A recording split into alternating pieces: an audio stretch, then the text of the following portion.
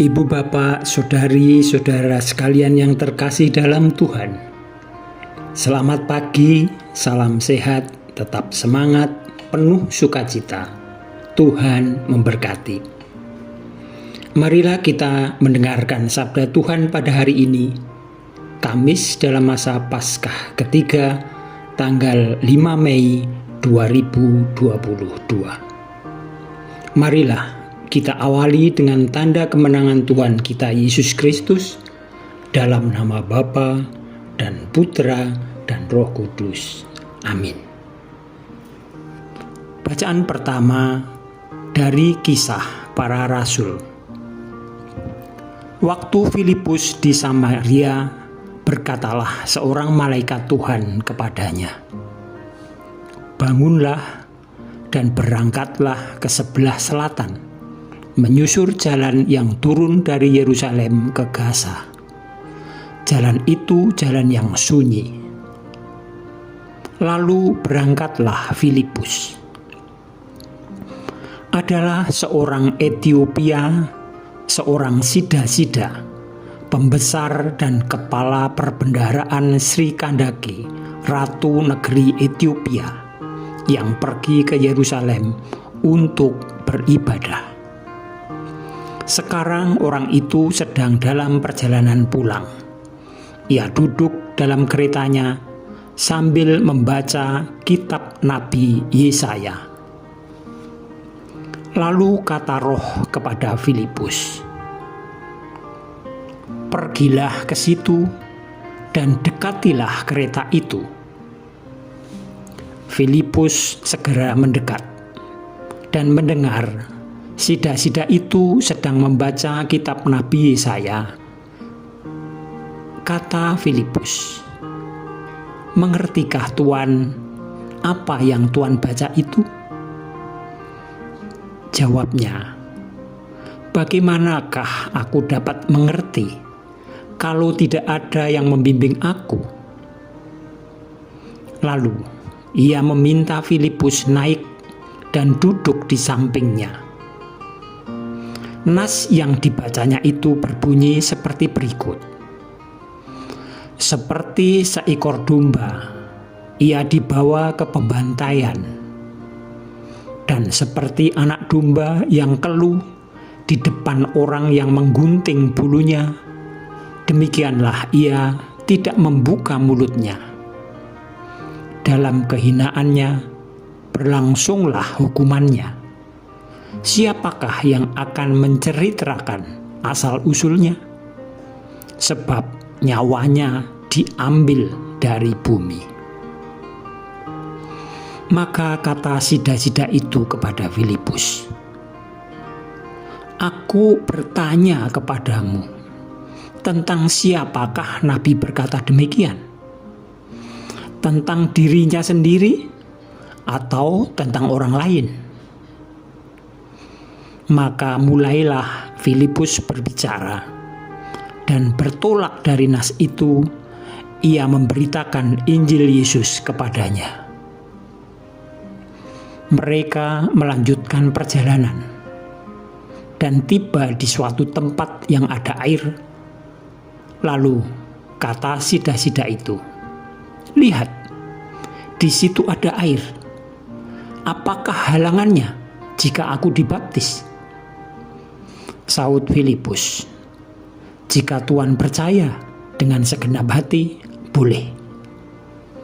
Jawabnya, "Aku percaya bahwa Yesus Kristus adalah Anak Allah."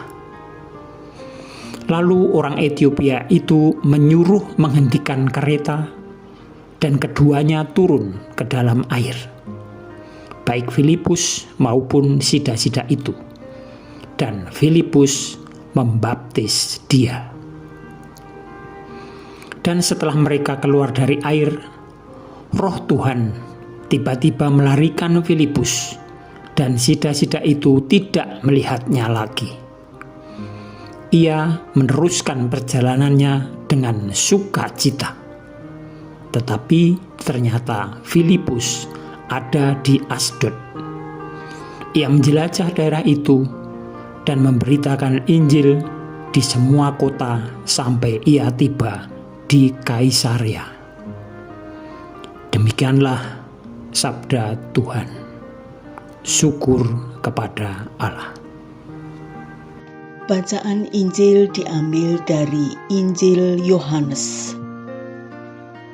Akulah roti hidup yang telah turun dari surga.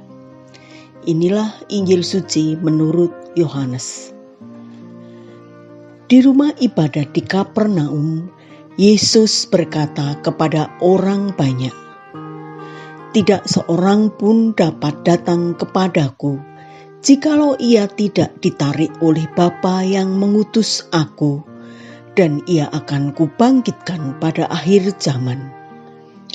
Ada tertulis dalam kitab nabi-nabi, dan mereka semua akan diajar oleh Allah.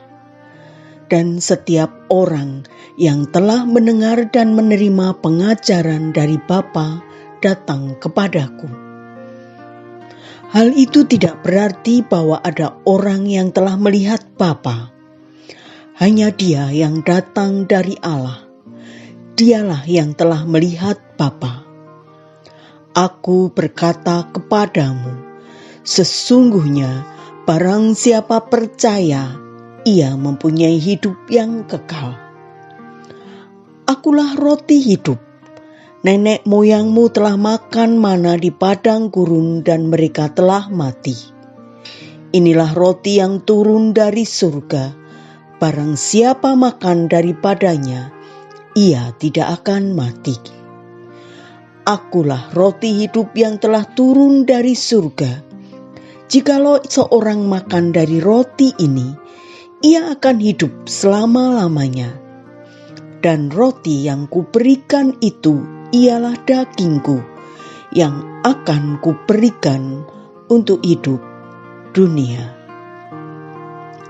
Demikianlah sabda Tuhan. Terpujilah Kristus. Saudari-saudara, ibu bapak sekalian, renungan sabda Tuhan pada hari ini saya bacakan dari buku Ziarah Batin. Kisah para Rasul menceritakan bagaimana Filipus mewartakan Injil Tuhan kita Yesus Kristus. Bahkan seorang Etiopia, Sida-Sida, pembesar dan kepala perbendaharaan Sri Kandake, Ratu Negeri Etiopia itu, menjadi percaya dan meminta dirinya dibaptis setelah mendengar pewartaannya. Lalu, Yohanes dalam Injilnya mengisahkan tentang Yesus yang adalah roti hidup. Dan barang siapa memakannya, ia akan hidup selamanya. Kedua bacaan tersebut menarik sekali untuk kita renungkan. Apalagi dalam menghadapi tantangan hidup.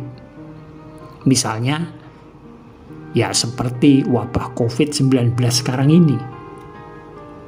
Mengapa? Karena dengan mendengarkan sabda Tuhan, kepercayaan kita makin diteguhkan. Karena keyakinan inilah membuat kita berani dibaptis.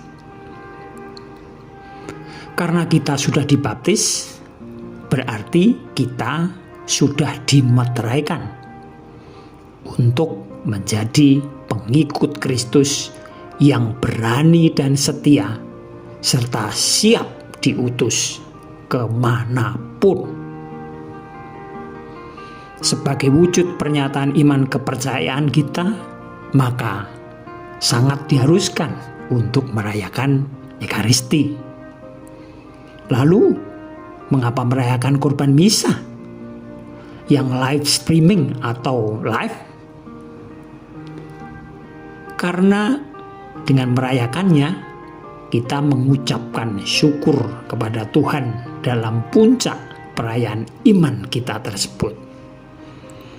Dalam perayaan itu, kita diundang oleh Tuhan untuk menyambut roti hidup, yaitu Allah sendiri yang menguatkan kita untuk menghadapi dampak COVID-19 ini dan tentu banyak tantangan hidup lainnya. Marilah kita berdoa. Ya Tuhan,